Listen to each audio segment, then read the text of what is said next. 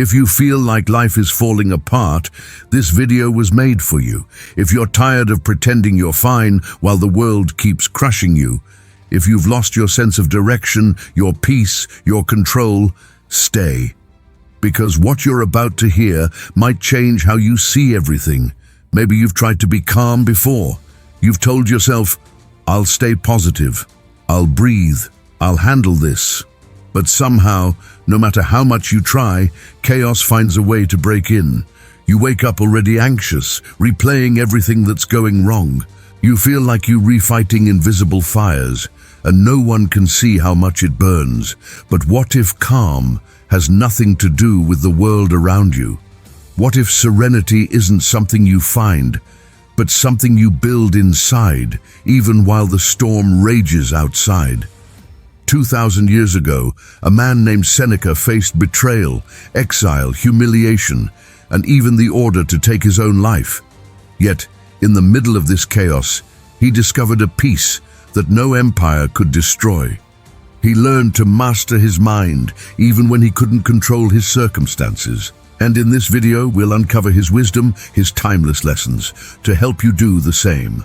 By the end, you won't just understand calm, you'll embody it. Because peace isn't the absence of chaos, it's mastery over it. So take a deep breath. And let's begin. Every human being craves control. We build plans, routines, expectations, all in the hope that life will obey our design. But life never signed that contract. Seneca wrote, "The chief cause of misery is not the things themselves, but our opinions about them." Think about that. It's not the event that hurts us. It's our attachment to how it should have gone. We suffer not because life is cruel, but because we expected it to be kind. When things fall apart, your first instinct is to fix them, to fight the chaos, to force the world back into shape. But that's exactly where the suffering begins. You cannot control the storm, only your sails. You can't control who leaves, what breaks, or what happens next. But you can control how you show up to it. Seneca believed peace begins the moment you stop demanding the world to behave as you wish. He said, "We suffer more often in imagination than in reality." How many times have you built a disaster in your mind before it even happened? You replay the worst-case scenario again and again until your body reacts as if it's real. You re-anxious about things that may never occur, and yet you already pay the price for them. The Stoic answer is radical acceptance, not passivity but clarity. It means seeing life as it is, without judgment or denial. You don't have to like it. You just have to stop pretending it shouldn't to be. When you let go of control, something strange happens. Your fear begins to dissolve. Because the moment you stop resisting the inevitable, you stop wasting energy on what you can't change. And that energy, that focus, becomes power. Imagine if, instead of reacting to every setback with panic, you paused. You took a breath and you asked yourself, what part of this belongs to me and what doesn't? If it doesn't belong to you, let it go. If it does, face it with courage. That's the Stoic divide. What's within my control, my thoughts, actions, attitude? What's beyond it, everything else? Seneca lived by this rule. And when you do too, you'll realize that most of your suffering was optional all along. When the world falls apart, calm becomes an act of rebellion. Most people panic, complain, or collapse under pressure. But the Stoics stand still, like a mountain in the wind. Seneca wrote in one of his letters, "No man is more unhappy than he who never faces adversity, for he is not permitted to prove himself." Adversity, he believed, is the gym of the soul. It's where you train your mind to stay steady when everything else shakes. You can't learn calm in comfort, you learn it in the storm. Look back at your life, your hardest seasons. Didn't they shape you more than the easy ones? Didn't they strip away illusions, teach you what really matters, and show you how strong you can be? That's the paradox of chaos. It breaks you open so that wisdom can enter. Seneca didn't just talk about calm, he practiced it while surrounded by corruption, violence, and betrayal. He served under Nero, one of Rome's most unstable emperors. He saw injustice, bloodshed, and deceit, but he also saw an opportunity to prove that the mind can remain free even in a prison. He wrote, "A wise man is content with his lot, whatever it may be, without wishing for what he has not." Peace, for Seneca, wasn't about escaping difficulty. It was about meeting it with grace. When everything falls apart, most people say, "Why me?" The Stoic asks, "Why not me?" Because if life's purpose is to strengthen the soul, then every challenge is an invitation. Every heartbreak, every loss, every failure, all of it is raw material for greatness. You don't control the fire, but you can decide whether it burns you or forges you. So when chaos hits, don't ask how to avoid it, ask how to use it. You may not see it now, but every difficulty carries a hidden message. Life isn't punishing you, it's preparing you. Every person you admire, every soul that radiates calm and confidence, was shaped by pain. You can't forge steel without fire. And you can't forge character without suffering. Seneca once said, "Difficulties strengthen the mind, as labor does the body." Think about that. Pain is not your enemy. It's your instructor. Every hardship you faced has been a secret classroom for resilience. The problem is, most people resist their pain. They numb it, run from it, or drown it in distraction. But the Stoic doesn't flee. He looks at the wound and says, "What can this teach me?" Because if you don't learn from pain, you repeat it. But when you face it with awareness, you transform it into wisdom. You see, suffering without meaning is despair, but suffering with meaning is growth. Seneca believed that no external event can truly harm a wise person, because the wise person has learned to turn every loss into a lesson. When life collapses, you have two choices: break down and curse the world, or rise up and let the collapse burn away everything false in you. When you lose something, a job, a relationship, a sense of identity, it feels like death. But maybe what's dying isn't you. Maybe it's just your attachment to who you thought you were supposed to be. Chaos isn't the end, it's the clearing. It tears down what no longer serves you so that something truer can emerge. Ask yourself, what if this isn't happening to me, but for me? That's not delusion, that's wisdom. Because whether you believe it or not, your pain has a purpose, to make you see what's real and who you really are when everything else is gone. And when you stop running from pain, when you learn to sit with it, breathe with it, listen to it, you realize it's not trying to destroy you, it's trying to wake you up. Seneca taught that the root of all inner turmoil is attachment. We suffer because we cling to people, possessions, outcomes, and identities. But nothing in this world truly belongs to us. Everything we love, everything we hold, is only on loan from life. He wrote, "He who fears death will never do anything worthy of a living man." Why? Because fear of loss keeps you from living fully. You can't love deeply if you're terrified of letting go. You can't create freely if you're obsessed with control. True calm isn't numbness, it's acceptance. It's saying, "I will give my best to this moment, knowing it can vanish tomorrow." Think about the people you love most. You can't protect them from everything, and you were never meant to. You can only love them now. Seneca didn't advocate cold detachment. He spoke of rational affection, loving without clinging, caring without fear. To love with wisdom is to love without chains. Imagine this. You're holding sand in your hand. The tighter you squeeze, the more it slips away. But if you open your palm, it rests there peacefully. That's how life works. The moment you stop clinging, you start to breathe again. You start to live again. Acceptance isn't giving up. It's giving up the illusion that things should be different. And that shift, that quiet surrender, is what brings peace. You'll notice, when you stop fighting reality, peace rushes in to fill the space where resistance used to live. Seneca said, "Fate leads the willing and drags the unwilling." If you resist what is, you'll be dragged through life in pain. If you accept it, life will carry you with dignity. Ask yourself, what am I resisting right now? What am I refusing to accept? And then breathe, release it. You'll feel lighter, because acceptance is liberation disguised as surrender. By now, you may be asking, all right, but how do I actually live like this? How do I train myself to stay calm when everything collapses? Seneca believed philosophy is not for talking, it's for training.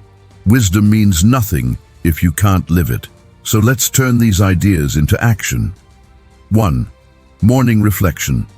Every morning, before you look at your phone or the news, take a moment of silence. Ask yourself, what can happen today that's outside my control? And how will I respond with calm and courage? By visualizing possible challenges, you rob them of their power to surprise you. This is what the Stoics called premeditatio malorum, the premeditation of misfortune. It doesn't make you negative, it makes you ready. 2. Evening review. At night, reflect. Ask yourself, what disturbed my peace today? Where did I react instead of respond? What can I do better tomorrow? Seneca did this daily. He believed that examining your mind is like sharpening a sword. Every night you refine the blade. 3. Voluntary discomfort. From time to time, practice living with less. Eat a simple meal, sleep on the floor, leave your phone off. Seneca, one of Rome's wealthiest men, did this regularly. He said, "Set aside a certain number of days during which you shall be content with the scantiest and cheapest fare, and say to yourself, 'Is this the condition I feared?'" When you experience discomfort voluntarily, you stop fearing it. And when you stop fearing loss, you become untouchable. 4. The pause technique. When anger rises, pause. When fear hits, pause. When someone insults you, pause. Between the stimulus and your reaction lies your freedom. That pause is where the Stoic lives.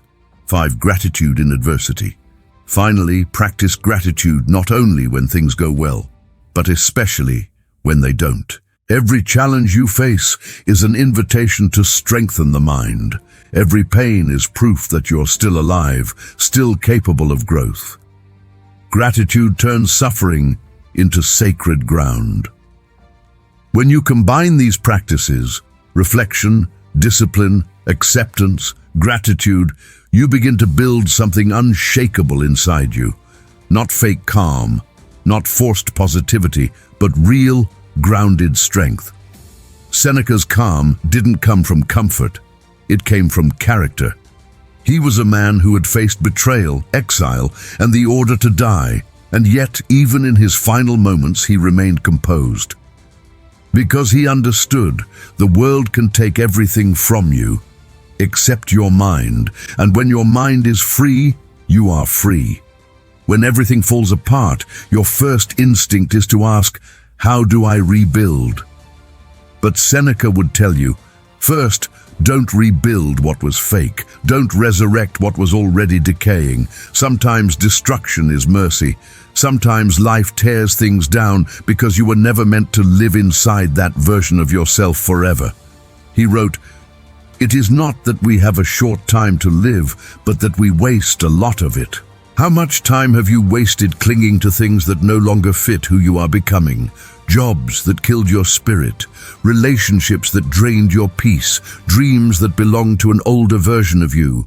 When everything collapses, it's an invitation to rebuild not what you lost but who you are. The Stoics didn't believe in returning to the past. They believed in transformation. You don't rebuild by going back. You rebuild by going inward. When the world strips everything away, what's left? Your mind, your courage, your character. That's the foundation Seneca built upon. He believed that if you cultivate inner strength, you can lose everything and still stand tall. You rebuild by anchoring yourself in values that can't be taken away: integrity, wisdom, gratitude, courage. These are the stones of your new foundation. Not wealth, not reputation, not comfort.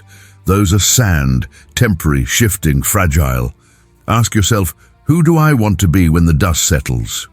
What kind of person can remain calm, compassionate, and strong even when the world burns? Because the goal isn't to escape chaos. The goal is to become someone who thrives in it. You rebuild by simplifying, by cutting away what no longer matters, by remembering that peace isn't to found in adding more, it is found in needing less. And when you do that, when you stop chasing and start being, you realize that the collapse wasn't a curse, it was your awakening. Seneca wrote countless letters to his friend Lucilius, each one filled with lessons about how to live and die with peace. But if you read between the lines, you'll find one message repeated again and again. You have power over your mind, not outside events. Realize this, and you will find strength. That's it. That's the essence of Stoic calm. You can just stop the world from falling apart, but you can stop yourself from falling with it. You can't silence the storm, but you can learn to listen without fear. You can control who hurts you, but you can control whether you carry the wound forever. This is what it means to be unshakable, not untouched by life, but undefeated by it. When you embody this calm, you stop living as a victim of circumstance and start living as a master of perception. You become the eye of the storm, still, centered, clear. That's where peace lives, not outside you, not in the future, but here, now, in this breath. Take a moment. Think of something in your life that feels like it's falling apart right now. Maybe it's your job, your health, a relationship, your confidence. Now, instead of asking, why is this happening to me? Ask, what is this trying to teach me? Close your eyes, breathe. Let the chaos exist without trying to fix it.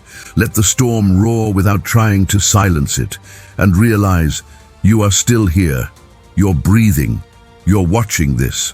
That means life isn't done with you yet. You're not broken. You're becoming. Seneca faced exile, illness, betrayal, and death. But he died with peace because he lived with purpose.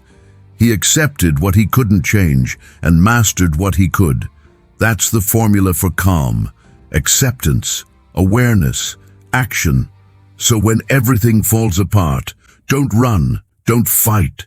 Stand still, breathe, and let the pieces fall where they may, because you'll be there, grounded, ready, calm. You'll see that nothing real can ever be taken from you, and nothing temporary is worth losing yourself for. If these words spoke to you, if you felt something awaken inside, then you already know this path is yours. Don't let it end here. Keep walking it. Because philosophy isn't a theory. It's a way of living. Every video like this is a new step toward mastering your mind, toward peace, toward strength. So if you're ready to live like Seneca taught, to stay calm when the world burns, to rise when life falls apart, to find stillness in the noise, then subscribe, stay with me, and let's keep walking this path together. Because the world doesn't need more chaos. It needs calmer minds. And it starts with you. He conquers the world who conquers himself. Seneca.